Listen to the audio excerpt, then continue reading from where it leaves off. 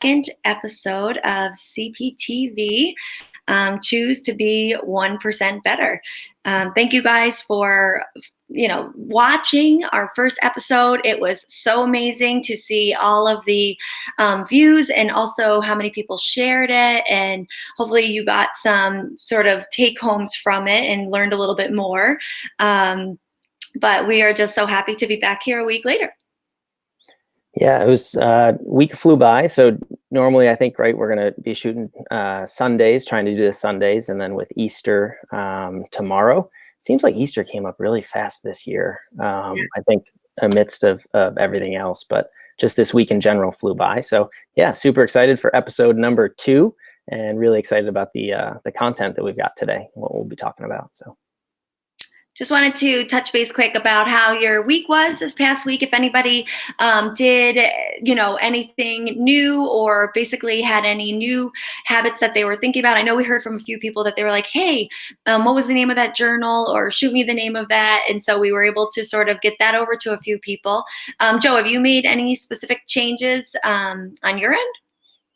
You know what? To be honest, it was a good wake up. Accountability is a great thing. And so when you start talking about things, it holds you more accountable. And, some of the things that I was really consistent with, I feel like probably like a lot of people the last 3 weeks or so, life kind of got tipped upside down and shaken around a bit. So it was a good wake up call to get back into regular exercise routine, journaling, getting back to reading. Those types of things. So yeah, good week overall. Yeah. How about you, Er? How was your week? Good overall. I am pleased to announce or say that I'm pretty sure CPTv has kicked myself in the butt, and I started an exercise program. I've been calling it my program. A friend of ours used to always say, I'm on my program. So all week long, I know, but it is super exciting. It is 30 days. I have something to follow. It is to be done right in my house because now I'm working from home for 3 days, no equipment needed. The first day thought I couldn't breathe and was like checking if I could do deep breaths and all those things. The second day was harder, but today was really great. And I did it with my 3 best friends on a Zoom call. So we've got, and tomorrow, Sunday's day off, day of rest, but Monday we've got 5 people doing it. So I'm super excited. I've got some accountability partners, and I will keep you all updated on how that's going. Nice. Yeah, but other than that, and then that was like the main thing. Joe, I thought your point about not taking the whole universe on, I could have started some other things that I've been thinking about, but that's the one that's really, I think it's been 4 months, who's counting, since I've done anything aerobic or exercise wise. So I'm just happy that I'm just sticking with that for right now and seeing how that goes. Yeah, I think there's a saying out there, something to the effect of don't let perfection get in the way of good. So just getting a day of exercise in, whether it's 5 minutes, 30 minutes, whatever it is, it's better than nothing at all. So awesome job. Get it rolling, start the ball rolling, and then keep the momentum. That is true. I want to say a couple shout outs. One, our super, super talented, my sister-in-law, your sister. She came up with the new logo in the upper, I don't know, right or left, depending on what side of your screen. And then also, we want to make this interactive. So we feel that this next guest that we have coming on has so much experience, so many great lessons, just so much knowledge that she's been talking to me about my anxiety over the past couple of years. And so we want to sort of make this interactive, and hopefully you feel safe and comfortable to sort of put some things out there in the comment box, and we're going to be looking at that. So that's just definitely something that we hope you feel sort of safe to be able to do that here. And I want to just give a little blurb, if you will, as it was titled in the email, about our guest coming up. Not only has she been a friend and somebody I've known for about a large portion of my life, she's also been somebody who recently, when I've had some tough times with some just personal matters with my family, there wasn't a day that there wasn't a text message that said, let's get coffee. Do you want to meet? How can I help you? And it was unwarranted. I wasn't reaching out, but she has just been a true friend and somebody who has made me feel comfortable every time I've seen her. She's also super famous. She is known as the Baby Broad. She's a humorist, a writer, a postpartum doula, a lactation counselor, and a child passenger safety technician. She is also the co-host of the internationally ranked podcast, Not Another Anxiety Show. This is an amazing podcast. It comes out every Monday, and it's definitely, she is on there with her co-host, Kelly Walker, and they just have awesome content. You can find that on iTunes and Stitcher. But what's important about Erica is she has experienced her own battle with anxiety years ago and now dedicates herself to helping others navigate the murky and often bewildering waters of mental hygiene. So I am just so, Joe and I are so excited to have our next guest, drum roll. And Erica is here. So welcome, Erica. You should be coming on in a couple of minutes. There you are. There you are. That was quite the warm up. I feel like you're hyping me up for like an NBA final or something. I do feel like the light should have been dim and it should have been like, and now, coming out. Well, you deserve it. So if there's anybody who deserves that welcome, it is you. So thank you so much for coming on. I know you know this is fresh and we're sort of like with it all, but thank you so much for just being here and giving up your Saturday night. Listen, I'm so pumped to be here. Thanks for having me. Anxiety is my favorite thing to talk about, as you know. So anything I can do. So yeah, dive in. Let's talk about anxiety. So anxiety, I mean, like you said in my bio, my very famous bio, I'm like still rattled by you saying that I'm like the most famous person on earth. I think that's, if I can direct quote you, it's like almost like too famous, you know. That's what I heard. But anxiety is one of my that's what I heard. Anxiety is one of my favorite things because everybody has it. It's an emotion, and you know the root word of emotion is in motion. It moves. It's something that breathes and lives within us, and we can't get rid of it. So being sort of stuck, I think a lot of us don't know that we can get stuck in it, that, well, I don't even want to say struggle with it, that things can get kind of sticky. So it's definitely something that that I love. We when we talk about anxiety in the context that we're going to be talking about, we're talking about the fear of the anticipated. So it's, and as we're going to talk about, it's name a fear. It can be anything. And we're really in like a culturally sticky moment right now. So this is kind of juicy, and I'm real excited about it. But we can also, you know, we can struggle with anxieties within ourselves. We can struggle with anxiety about someone else or someone else's anxieties. There's no limit. And like you said, it's something that I struggled with about 5 years ago. It sort of came to a head. I was at work, and I had one of those lifestyles where I would work, 16 hours a day, and stress was my status symbol. And I found myself in a meeting, in a conference call, and started sweating profusely, as attractive as that is. Started what I noticed and what I thought were heart palpitations. My ears started ringing. My fingers got really cold. And I hung up my conference call, ended up driving to urgent care with a a comically large cough from Dunkin' Donuts. And I sat there in the waiting room just waiting for someone to tell me I was having a heart attack. And they said, no, you're actually having a panic attack. You're totally and completely fine. And that sort of just opened my eyes to this world, that this bewildering anxiety that I didn't even know that I had been struggling with. So you had one defining moment, would you say? Like that moment was when you were like, whoa, I have anxiety. Yeah. That was, and that's the thing. See, this is why you can't do live TV with curly hair, by the way. This is why. So the thing about the podcast is that I sit in my athleisure, I sit in my pajamas, and no one knows what I look like. So this is your famous friend. And I'm looking at myself in the corner like, oh no. So I had a defining moment. I had a defining series of moments, but I think it was that conference call heard around the world that really opened my eye. I think I might need to look into this. And I did what all of us do. And I used Dr. Google to figure out, what was wrong with me. And I think that's what got the ball rolling into all of this. So one struggle led to a podcast and a blog and a business, and sort of, it's one of those things where something I'm very proud to say that something that has been a proverbial cross I had to bear has turned into something that I get to really help people that I care about. So yeah, I'm really blessed. That you do. I think you are now the coach. I call you like a life coach. So we could add that to your bio. But that's Don't tell anybody. that's where you've been an influence in my life. So you had that aha moment, and I feel like I have never had a moment like that. And I know we've talked, like, I don't have anxiety. This is what I thought this was my perception of myself. I'm stress free and cool as a cucumber, and I don't have anxiety. I was trying to be better than it, which, don't take that the wrong way. I just didn't know I had it. Oh. That's my favorite. And that's every time I talk to you and every time I would text you like, hey, let's get a beer. Hey, let's get coffee.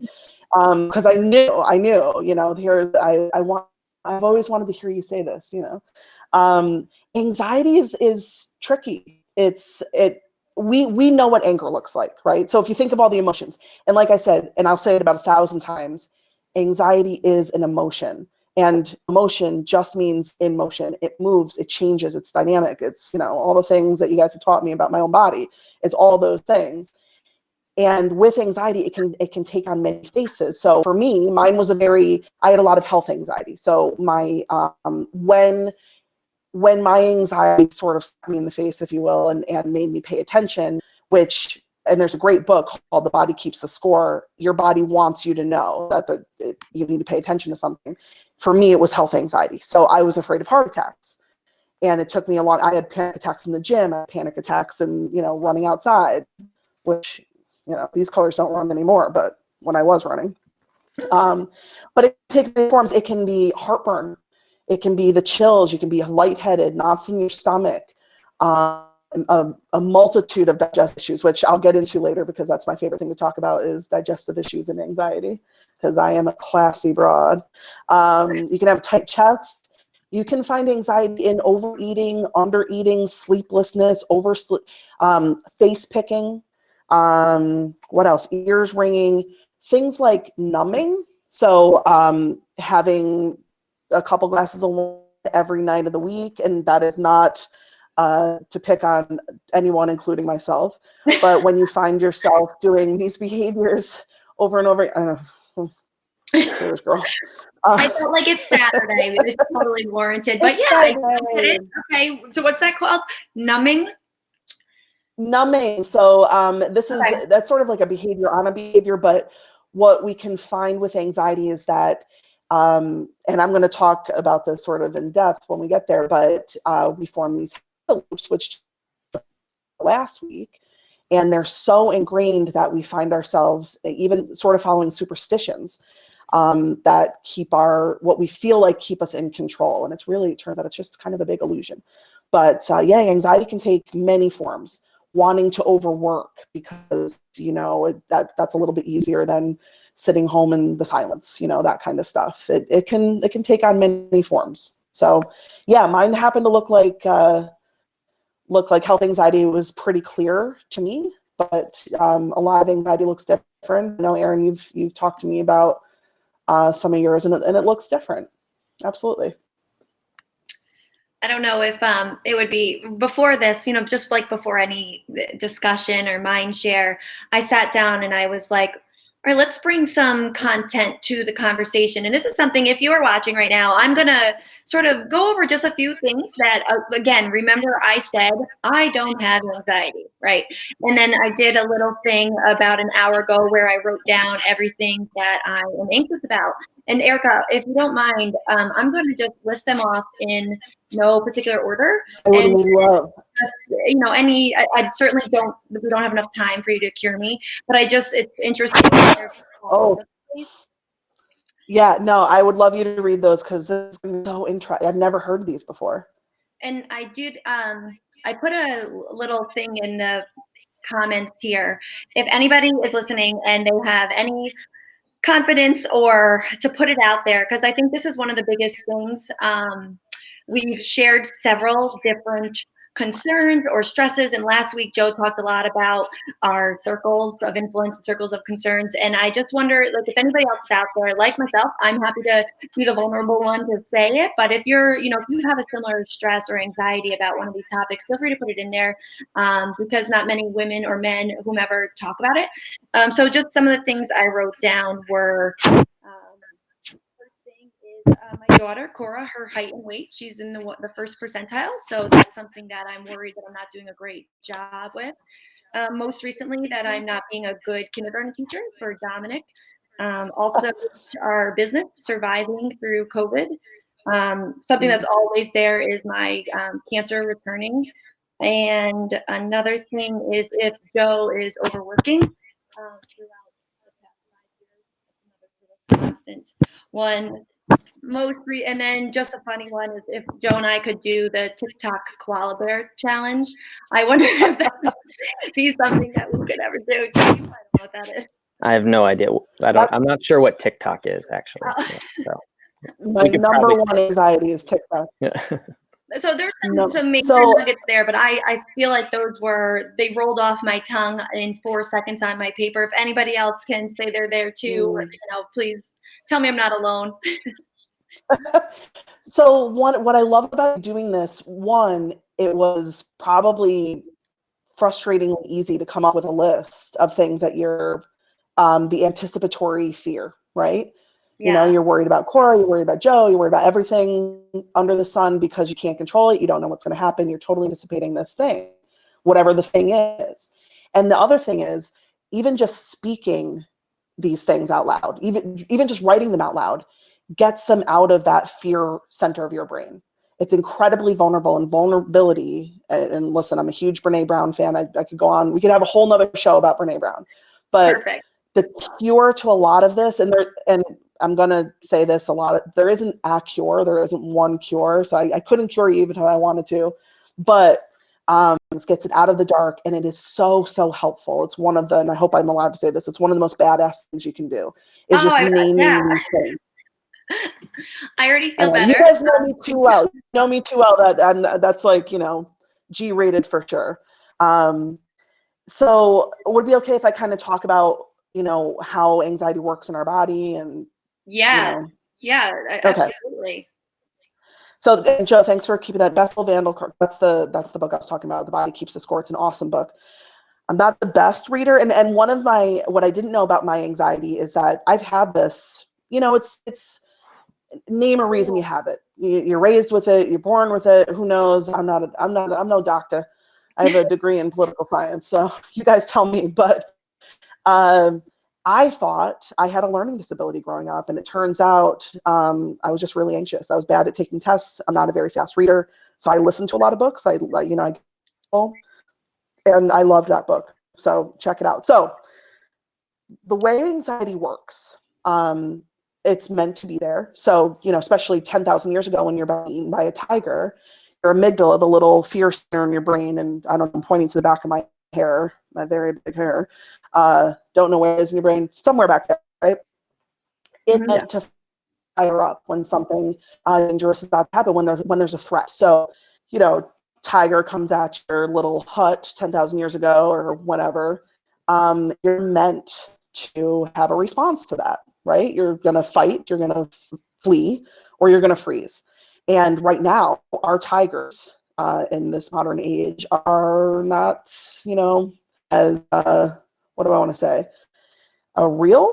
It's more social contagion. So an email from your boss that makes you feel you're going to be ousted from the tribe, or this virus going around, and we're going to touch on that a little bit, I'm sure. Worrying about your kids, worrying about whatever. There are modern day tigers. It's okay. It's totally normal that you get fired up when you worry. So the things on your list, I don't want to say it's okay to worry about them, but you would have a response to those things because anxiety sort of attacks the thing you value. So if I don't get anxious about not being able to dunk a basketball because it's not something I value, but I do get anxious when I think about my parents getting the virus because they're something I value, you know? Right. You may not get anxious about whether or not a mom you work with can breastfeed the baby because that's something I value.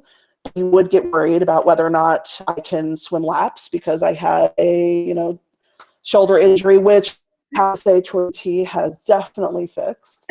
Did you notice my swag? Yes, thank you. So the amygdala fires up, and one thing there is, and this, please forgive me, but it sends off, you know, it lets your hypothalamus know what's going on, and that sends off some signals to your adrenal glands, which release adrenaline and cortisol. It's a whole thing.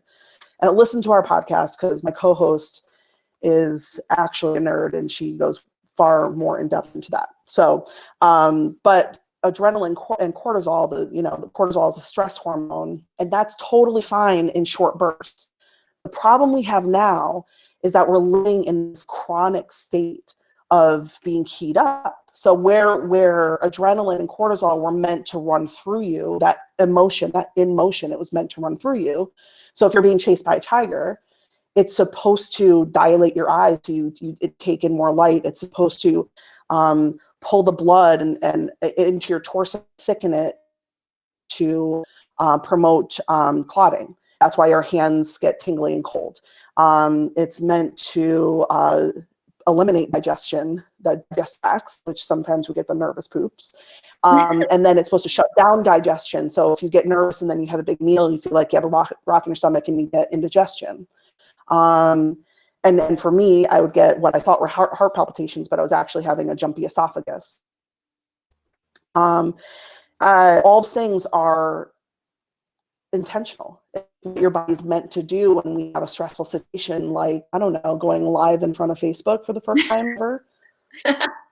I'm sweaty. I'll tell you that right now. That's a vulnerable moment. I'm super sweaty right now. It's supposed to do that, but we're not necessarily designed to sit in that chronic state of stress, say that 5 times fast, for months or years on end, and we keep ourselves there. So, you know, we're going to talk at the end about what you can do to get yourself out of there. You can't help stress response so much, but what we can do, so all those natural processes are called the sympathetic nervous system, and what we want to do is sort of inspire the parasympathetic nervous system, which, Joe, you talked about last week. We want to sort of inspire that, but the thing is, our modern brain, our frontal, and I'm pointing like I have no idea, I'm assuming in front of my brain, we want to fire that up, but it's not actually connected to the lizard brain. So when you're all, you know, stressed and worried and, you know, prepping for, you know, what's going on in the week, that's not actually connected to your frontal lobe, even though you think you know what's going on, you're thinking about it, so that must mean that you're in control. They're not connected. So that's why we stay stressed for so long, because our little lizard brain is in control too much. So, are we on the list far? Do you have a list of your little anxieties, or? Uh-oh, I can hear him. Joe, I can't hear you. Joe. No. But can you see the speaker sticking up? Do you have your Well, in the volume meantime. plugged in? I love this because it's, I don't know. Well, let me say this while you're figuring that out. So our fears are absolutely more chronic now, which means that they become habitual, which is what Joe talked about last week. Yeah. Not if you heard me. Okay. I love when Joe's on mute. And the thing, so we're. No. Oh, I can't. If you want to come down here, that'll be good. Yeah, come sit on my lap. So yeah, with you know, the more we sit in these worries. Oh, there he goes. It's just us now. Let's talk about him. Yeah. The more we sit in these sort of chronic things, the deeper. Think of it as like a muddy road. So the more we think about, you know, if you don't mind, I'm going to sort of pick on your funny example. You know, the more we worry about TikTok, The more we think about it, the deeper of a groove in our brain this makes. And it's in that fear center of the brain. So the deeper it gets, and that's where those habits are formed. So the whole goal is we can't get rid of that response, but we're going to try to sort of dig our way out into a new exit off of the rotary. Does that make sense? Yeah, that makes sense. In one of the podcasts that I was listening of yours and Kelly's earlier on about the worry go round. And I feel like that's super applicable, because if it's like digging these sort of tracks and deeper and however many worries you have. I just saw like Jill, Jill, like she just posted, the list is long. Jill. If there's when there's that many, and maybe now we've got all these tracks, I feel like that worry go round thought is just like, that's all that's happening in some of our viewers and listeners' brains. And sort of, what do you think about that? So I thought you were going to say another sentence, because I was going to take a sip of water. Oh, go for it. Yeah. But there it is. Are you working out? Yeah, there we go. Cool. There you are. Okay. We were just talking about you. It was all good stuff. About the worry go round. What's your initial take on Joe? I think it's awesome information. I mean, it makes me think, obviously, being a physical therapist, you talked a lot about the sympathetic nervous system, and we see that all the time. And people are, I love the term keyed up. We're just cranked up all the time, and cortisol and the effects that it has. And in PT school, we learned, that we're stretching muscles, we're stretching tendons, we're helping people's bones heal, but the nervous system plays such a large role in all this. So I think you hit the nail on the head with all the number of symptoms that could be associated with this. And just like Erin said, we might not label it as anxiety. We might be experiencing these things, and for one reason or the other, I think, being vulnerable, opening up, kind of, getting to that point where like, oh, this might be anxiety. And then I'm really excited to hear some of the strategies you have, Erica. So yeah. Me too. We're going to find out together if I have any. Well, go ahead. What's that? I was just thinking, all you. I love that stuff. All right, real quick. Go. I was thinking about, with the keyed up thing and the way our nervous system works. A lot of people, we get a lot of feedback on the podcast that it seems kind of hippy dippy, like, oh yeah, I'm stressed, but that's just the way it is. My dad was stressed. We don't have as hard as they had it. I don't think we recognize how connected our minds are to our body. And we hear that a lot these days, the mind body connection. But if you'll humor me, and if people are watching, the best test that was ever given to me to prove that the mind is connected to the body was one word yawn. If you had the urge, or if your mouth watered, if you think of a lemon, that's your body. You have no control of that whatsoever. My mouth's watering right now just thinking about it. Right. That's exactly what.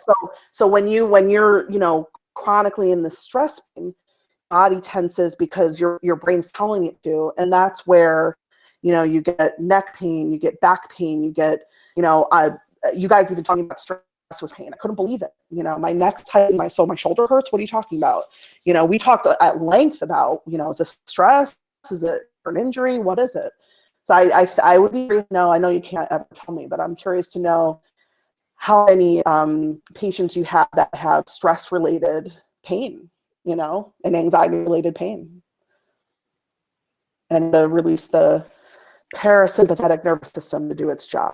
So, Erin, I'm sorry I interrupted you before. No, great question. We just had an in-service by Jen, our senior physical therapy student, and she just actually talked about the sympathetic and parasympathetic response. And we are going to do a little pilot program at Choice in the upcoming this upcoming week with any of our high irritability, which is basically a patient who has a pain of 7 or higher out of 10. And we're going to track some vital signs that are easy, objective things to track, like their pulse ox. We do have a blood pressure cuff, and what we're going to see is, even if we just do mental imagery or something, nothing related to their actual pain, diaphragmatic breathing. We were talking about obviously different ways to just education, and then recheck before we even do anything to that body part that they're saying is that high symptom irritability, and see if all of a sudden their blood pressure comes down or their pulse comes down, because it's interesting how much this does relate to our body, although it's something that's going on in our minds. Absolutely. And especially right now, we're in the middle of, we have a culture right now where we hum stress all the time, whether it's work or school or kids or whatever. And then we added sort of the bacon bits of this COVID-19, there's a dirty C word. And it has really sort of shut us down collectively. Now, for folks that have already struggled with anxiety, for me, it's like, oh, now everybody in the rest of the world knows what my brain looks like. So I feel very much at home. But I know that this is really, I'm going to be really interested, if you're willing to, or if you're able to share that, I'd be really interested to know what that looks like for you guys, the test next week. But with this recent thing we have going on here, I just wanted to say your experience, whether it be COVID-19 or cancer or TikTok or heart attacks or whatever it is, if you're afraid of birds or afraid of lobsters, it doesn't matter. It's all the samenism in your brain, but I want to make it very clear. It's very, very, very real. Your experience is real and it should be validated. So if you're feeling sort of acutely anxious, that's important to recognize. And I applaud you for tuning in and there, I can see over on the side, over on my periphery here, I can see a bunch of questions and comments coming in, and that's awesome. Like, be brave and talk about it. Would you mind if I just sort of addressed the little COVID elephant in the room? Because I can see out of the corner of my eye, we got a really good question. Yeah, there are about kids. There are several people, and thank you guys. I know I'm writing it in the comments, so I'm trying to give good attention and just type a little bit. But there are several people who have already lost some friends or family members to COVID. They're a little worrisome, like you mentioned about their elderly relatives, and definitely that some of this higher stress just in general, which I think is coming from COVID. One of Eric has mentioned that that's actually feeling and sort of turning into increasing pain in his body. So, I mean, it's definitely real. We're all sort of have it on a similar, or on some sort of level. It's very much in our minds and it's very much in our bodies. There's no way to separate that. So when somebody says, oh, it's all in your head. Yeah, it is. And now it's in my body. And, it's a personal experience. It's terrifying. It can be really, really objectively terrifying. And I just wanted to, as silly as I try to make it, because, how else are we going to live? It is terrifying. And I want to make that clear. This COVID thing is very, very, very scary. But the thing about it, and the beautiful thing about anxiety, is that anxiety is anxiety is anxiety. Worry is worry is worry. So if you were worried 4 weeks ago about cancer and now you're really worried about COVID, the mechanism is the same in your brain. It's not a new thing. You don't suddenly have a new worry system in your brain. It's the same exact thing. It's the same exact habit loop. It just has a different label. Does that make sense? I don't know. I say it so much that it makes sense to me, and I'm nodding to myself like, yes, and you're a genius, and you're smart, and look at your hair, it looks great. No, it definitely does. And one of the things on your podcast, how you said, now the world finally knows what it feels like to be somebody with anxiety. And unless you have been diagnosed, or unless you know that maybe you're taking medication or something, I think it's very hard to put yourself in the shoes of somebody who deals with this way before COVID, way before a job loss, way before. And I don't think there's anybody in my friend group or my family group who aren't a little more high anxiety right now, whereas prior to this, there really wasn't. There might be like one or two people that, who they self sort of volunteer themselves for being the anxious one in the group. But now it's sort of across the board. And so I thought it was so interesting. You're like, everybody now, and it's a sign of like respect that some people deal with this since they were, how old did you say? Since you were a little kid? Some people have this, chronically from forever. I mean, absolutely. I was lucky that I didn't know I had it until I was 32. You know? Right, well, But, so go but ahead. I just want to touch on the kind of back to way anxiety works. So, you know, we're digging that track. The more we worry about something, we're sort of digging into that muddy rotary, that merry-go-round, that anxiety go-round. And we had a really, really awesome guest, Dr. Judd Brewer, on the show. And I just want to say, and I don't think I mentioned this at the beginning, I'm not a doctor. I'm not a therapist. This is very much personal experience. I highly recommend that you talk to a therapist or a practitioner, talk to your physical therapist. I used to vent to Sarah every day about my life, but we have a collection of great information that I'm happy to like pass along to the masses. So Dr. Judd Brewer had this really awesome analogy that playing with worry and because with Corona, what I hear a lot right now is, yeah, okay, you know, anxiety, that's great, but this is a real worry and I should be worried about this. I should prepare for this. And so we touched on that. And what he had to say was, okay, sure. When you work with your worry, it's like playing a slot machine. So the algorithm of which is that every, let's say, you know, 1,000 pulls, you're going to get rewarded. So every time, if you worry 1,000 times, making that number up. But if you worry 1,000 times, you eventually will get rewarded with, you know, dopamine and these feel-good hormones, because it's going to be an air quotes justified worry, you know, something like COVID. You know, this is something very serious and very real that we're all dealing with. Where, you know, Erin, I know you struggled with worrying about cancer resurfacing. Once in a while, you get a hit of, oh yeah, this is justified. Being told to just relax isn't going to cut it right now. But that's once every 1,000 times, you know, when you're sort of playing that Russian roulette with worry. And that's what's going on with COVID for some people, is that we're so keyed up and so worried that we think, if I just prep, if I do a little bit more, I can have control over this. That control feels good. It's just digging that trench a little bit deeper. So what we need to do, and this is going to be sort of what we talk about toward the end, we need to give what Dr. Judd calls a bigger, better deal. We need to give our brain something else to chew on instead of the worry. We need to make something a little more enticing that feels better than the hit of worry that we give to our brain. Make sense? Yeah, let's do it. I think that, I mean, I don't know. Okay.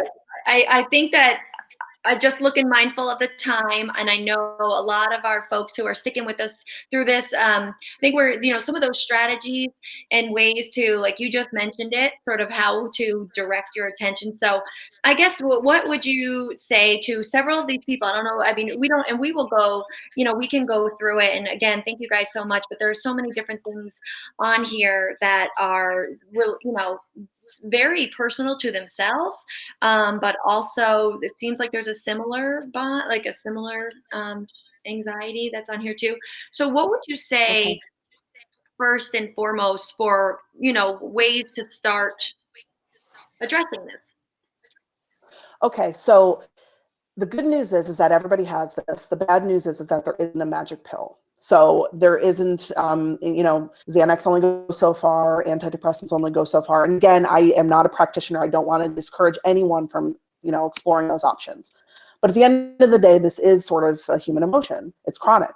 So what we need to do is learn to understand our brains a little bit better. We need to get some altitude on so if I had some takeaways, it's going to be understand your brain. We need to know what the habit loop is, what our habit loop is. We need to know that it's a habit. We need to know it's natural.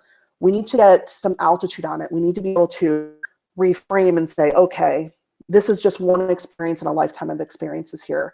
This feels very, very, very sticky.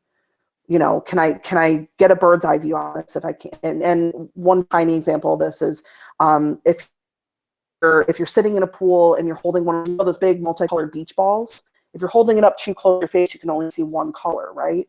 If you hold it out a little bit or you let it sort of go around the pool, you can see everything instead of holding it underwater and letting it, you know, hit you back on the face. So sort of getting that altitude and getting curious. And I really want to harp on curiosity. So curiosity, when we talk about that slot machine of what was I? Dopamine, or, you know, the slot machine of the hit that our brain gets, the the bigger, better deal we're looking for comes from curiosity. And that's science. That's not me. So the science has shown that when you get curious about the stuff that's happening in your brain, that is a bigger hit than worry. We have to train ourselves to do that. And I'm going to go into that in just 2 seconds.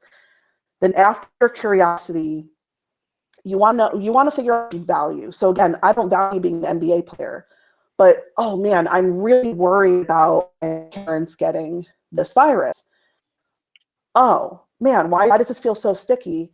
I really value my parents and them being here. You know, I really value my kids being happy and healthy. That's something that's really personal to me. Oh, that's why it feels so sticky. Got it. You know, your thoughts, I just want to make this really, really, really clear. Your thoughts are not facts. So it may feel factual, but the urgency does not mean the accuracy of those thoughts. When you think about like, so worried about my kids getting this virus, and that feels like your shoulders, you know, hit your ears and you get tense in your back and you want to weep. That urgency should be respected. You should get very curious about it, but it's not necessarily accurate to what's actually happening or whether or not your kids will get that virus. So just getting curious about that. And this is where we can actually put our feet to the road. Acceptance, which is another badass thing to do. It doesn't mean that you have to just sort of roll over and you know, be a doormat for what's happening.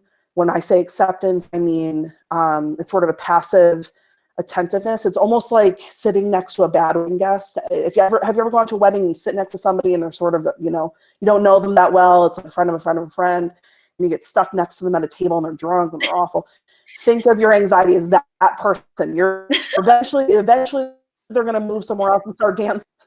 But right now you sort of have to accept that you have to do the first 2 courses with them and just, okay, you know, sit here next to me. I don't have to like it, but you're here. So, you know, let's just keep this party going. And the last thing is mindfulness. Now we hear this word thrown around a lot. And I know I have an exercise to do. I think Joe has an exercise to do real quick. And I know that we're pushing time. But what mindfulness does is it grounds us and it gets our frontal lobe back online. It gets that more modern brain fired back up, and it rewires our attention to get us off that muddy rotary and onto a different exit. So it can be as simple as if you're sitting in a chair and saying, hey, my feet are cold, or name anything that's going on in your body and just get yourself back to what's actually happening right now, that are actually happening within your body. Some people follow their breath, some people can't do that.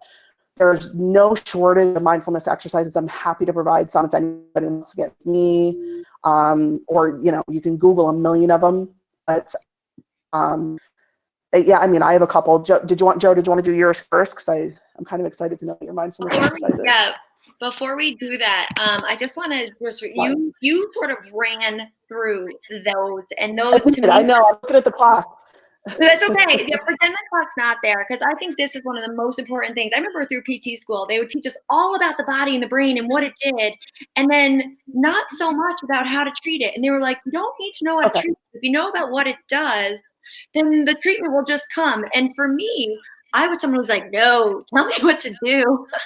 So I'm writing them out here right now, and then you can just sort of look at the ticker that's going down on the bottom. I just want to see if this, you know, would think that this is correct.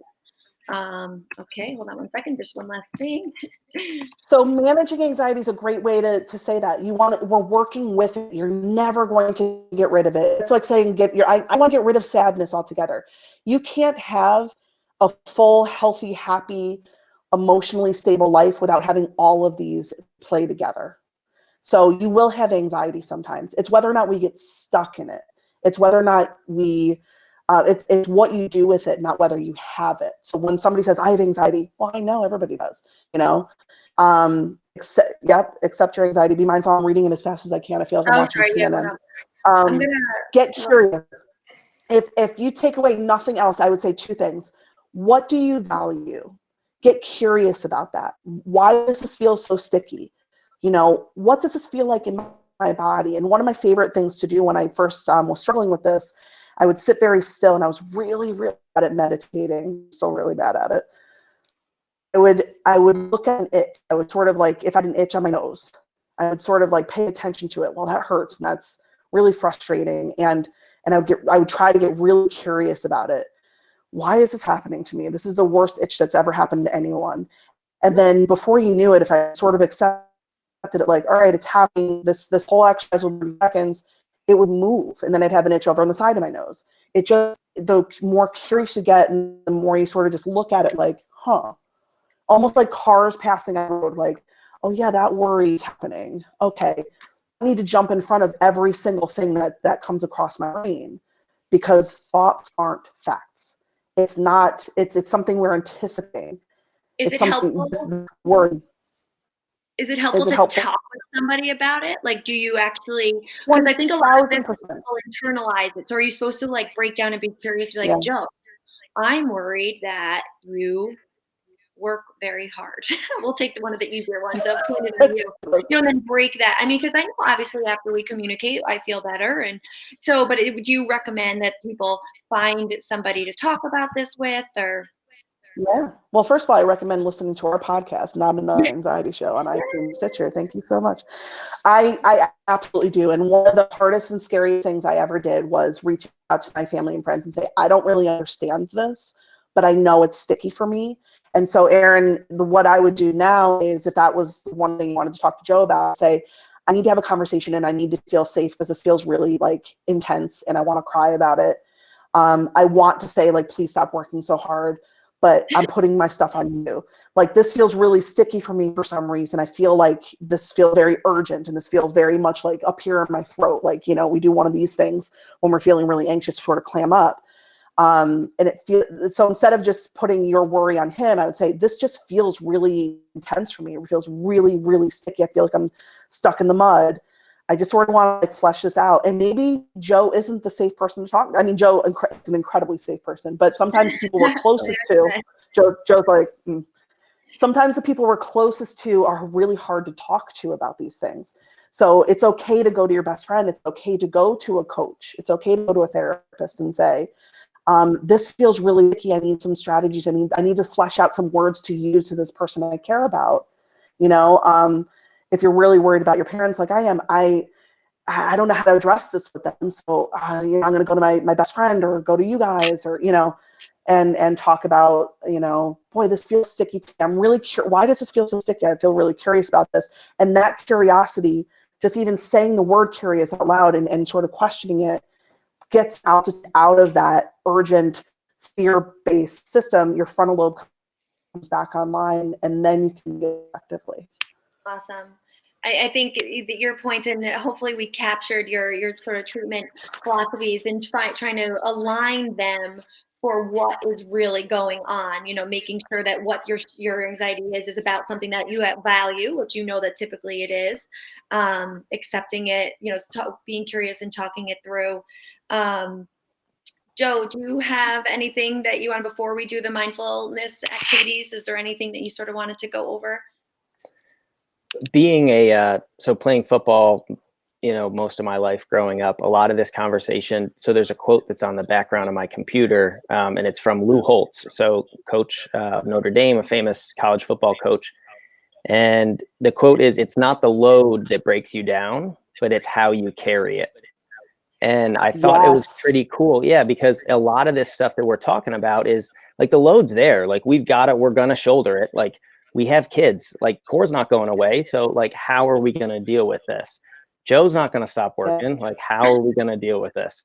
So I thought that was really cool. And the other thing that was, that I thought of a lot was, Erica, you mentioned a lot about dopamine, and we're like a dopamine driven society right now. Like, our phones buzz. Try your best not to look at that phone when it buzzes. And that's a quick hit of dopamine. Like, it's these small wins. Someone kind of introduced 3 other like chemicals that react in our brain, and those are endorphins. So getting your exercise in to help to manage this releases endorphins. Oxytocin, which is like our relationship drug, like reaching out to a family member, like that gives you balanced out chemicals. And then serotonin. I saw Sherry mentioning journaling. we've talked about journaling, like writing stuff down. Like for me, that's kind of how my brain works, because, Erica, you made a great point. Like a lot of people are like, well, it's in your head. Well, yeah, it is in my head. And there's a lot of chemicals that are released, and keeping that balance, I think, has been something really, really helpful for me that someone had pointed out a little while ago. So all those things are helpful just in mental hygiene in general. I mean, and you talked about that last week too. It's huge. I think we can get really, really focused on finding the cure. So I see a lot of folks that are so worried about supplements, and I need to do this much yoga, and that's another anxiety loop. So all of these things, journaling, working out, getting enough sleep, drinking, and making sure you're hydrated. Not drinking and making sure you're hydrated. Drinking water, having a glass of wine would have hurt you. I don't know. All these things are tools in a toolbox for general wellness. Making sure you talk to your favorite physical therapist and having them do an analysis on your neck and back. That's helpful too. All these things are, and like you talked about last week, we have so many tools that are at our disposal. That's huge. Make sure you're hitting all those things every day. Eat your fruits and veggies. And I don't think that we can discount, what our mind does to our body, and we just can't ignore it anymore, especially right now when we're so surrounded by this news. The other thing I just want to mention really quickly before we go into the exercises is do things that actually help you and not you. So we don't need to be martyrs to what we think we should be okay with. I don't know if I'm going to explain this well enough, but I for a very long time, I would watch. So this is a silly example, but when the Boston Marathon bombing happened, it was like at the height of where I was like bewildered by my anxiety. I watched the news for like 48 straight hours, and I'm not kidding. I stayed up the whole time because I thought if I paid attention close enough that my mind would fix this. And my co-host on the podcast actually jokes that when she flies sometimes, she single-handedly keeps the wings on the plane by worrying about it. It's just sort of and it makes me laugh every time, but I know. It's like, if I watch them close enough, but I think that's what we do sometimes, especially right now with the news. We watch it so closely, and if we memorize every single statistic, then I will be prepared and I'm in control, and therefore I am prepared. My worry is justified. Do yourself a favor. Get the information you need, prepare for what you actually need, and preparedness feels kind of calm. It's based in fact. Worry and that anxiety-driven response can feel very chaotic, can feel that urgency, that, shoulders to your ears kind of feeling. Don't watch the news 24/7. Pick a day. Try to make it not before bedtime. Do yourself a favor, and you don't need to be a martyr to these things that other people are doing, and does that make sense? Like, you just don't need to hurt yourself in addition to already being anxious. Yeah, absolutely. Agreed. I wanted to take 2 seconds before we've got 2 mindfulness activities that we are going to do coming up. But one of the main reasons why we wanted to do CPTv was to give back to our community of listeners and to try to get to maybe their friends or their family. We thought it'd be fun to basically, I went out and picked a few items that we really believe in, and we've made a little gift basket. So all we're going to ask, if you have found any value out of our discussion so far, if you could, like or love what you're watching through the little click buttons there, and then just share the name of 1 or 2 people, thanks, Joe, in the comment box who you think that you've talked to this week that might, who are on Facebook, who might also be able to learn from this. So just put the 2 names on there. We have a lavender candle, which Joe and I have right here on our counter in the kitchen. We also have an oil diffuser. So for the past 2 weeks, probably 3 weeks now, we've been using an oil diffuser in our bedroom. I think for me, it's on my side of the bed, but it just is going all night long until it sort of shuts off. And it might just be a thing, a soothing mechanism that works for me. But because it does, we're going to give that to somebody. And also one of the 5-minute journals that we've talked about. So I know, Sherry, you've been journaling. So we are going to sort of pick a winner after whoever, of the people who are listening. So if you have any friends or somebody else who might not be sort of on this call, or maybe they are, just write their name in the comment box, and then we are going to give this package to one of you next week.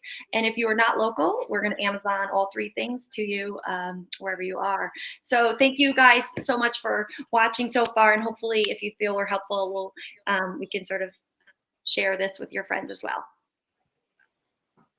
Cool. I love the 5-minute journal, by the way. Awesome. All right, so Erica, I think that your mindfulness activity is up. Okay. Oh boy. This is where I make my money. So there's a million mindfulness exercises, and this is actually one that I do because it's very important. I just take myself with me. And when I'm feeling really keyed up, I keep trying to think of a different way to say that, but when I'm feeling really keyed up, I find that I breathe really heavily and up in the upper part of my chest. And we really want to focus on sort of lowering that and breathing from your diaphragm. So getting sort of that flabby belly out, which isn't very attractive, but nobody can see. You can only see from my logo up, right? And this actually, I love this exercise because when we are sort of acutely anxious or we're feeling sort of worried about whatever, we tend to inhale more than we exhale, and we actually need some carbon dioxide to keep our brains from feeling lightheaded. So I talk really fast, and I can feel myself already, doing that. This is what Navy SEALs use when they are not feeling their best, when they're in the thick of it. It's called breath, and I've adjusted it to what works for me. So that's the exercise I'm going to do with you guys. Okay. But if the Navy SEALs do it, then I'm going to do it too. So what we're going to do is I'm going to explain it, and then we're going to do it. You're going to inhale 4. You're going to hold 5, and you exhale for 6. So you're actually exhaling longer than you're inhaling, and we're going to hold it to get that a little bit of carbon dioxide to reduce that sort of hyperventilation. When we think about hyperventilation or that feeling of hyperventilating, it's because we have too much oxygen in our body. So inhale for 4. Ready? Yeah. Inhale. Hold it. Exhale. Okay, and I do that 4 times. So what the Navy SEALs do is they inhale for 4, hold it for 4, exhale for 4. I just happen to like the 4, 5, 6.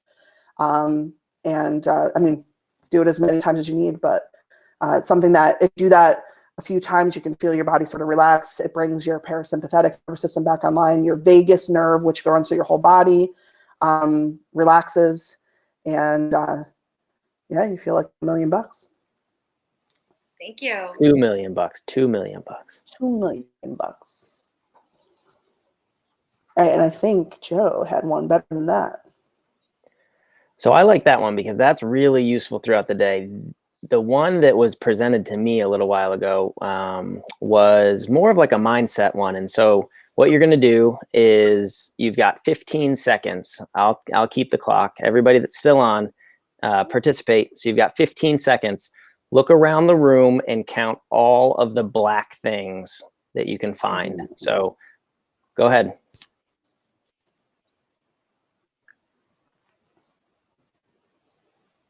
All the black things.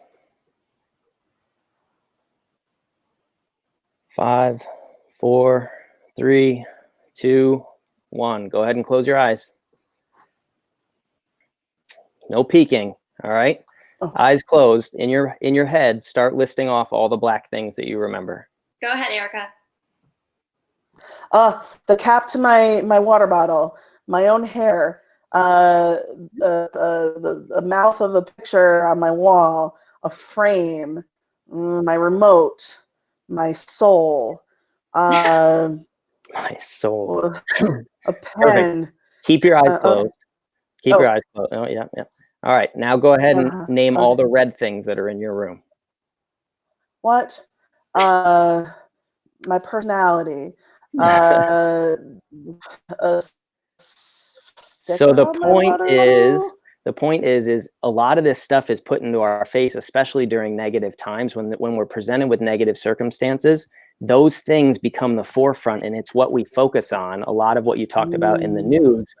But if we make time, if we carve time out to appreciate and be grateful for the positive things that are in our life, it's just like we do with physical exercise. We can start to train these things. And so it's kind of more of a mindset exercise and reinforcing that. So I may have to sell that. I love that. And listen, this is just the tip of the iceberg. I mean, I have 12 more pages of notes of things. So I strongly encourage people to, I mean, I love my own show. But we have 3 years of things that we've talked about, and we talked about gratitude. We talked about journaling. I mean, please, let us know what else you guys want to hear about. And there's so many resources out there that with tons of information. Please don't suffer alone. Reach out to somebody, get help, talk to us, talk to somebody else. And thanks for having me on.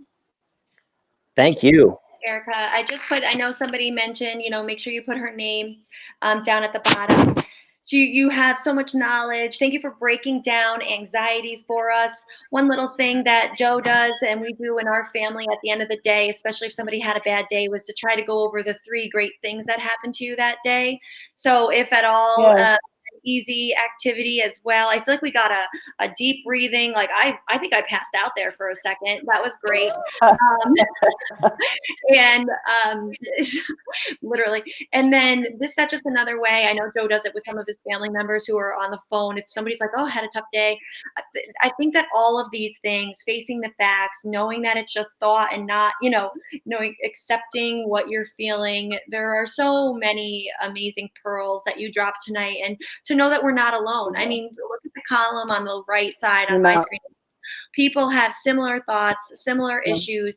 And I'd say what I'm gathering is talk about it with somebody, find who that person is, and especially download Not Another Anxiety Show on iTunes or Stitcher. Right. Every week. Content, amazing international folks here who are giving other different strategies. That's right. And thank you guys. We're trying to look at everything here. We're always trying to be better. So let us know if there's any sort of feedback. Is 9 o'clock too late? We typically try to do it when all kids are in bed and you're sort of just winding down for the night, but we're open to suggestions. If this works for you, give us a thumbs up. Otherwise, we will be back next week, and stay tuned for who our guest is. We're just sort of finalizing some details, and we can't wait to see you all. Thanks guys. Again, Erica. All right, guys. Choose to be 1% better every day. Bye.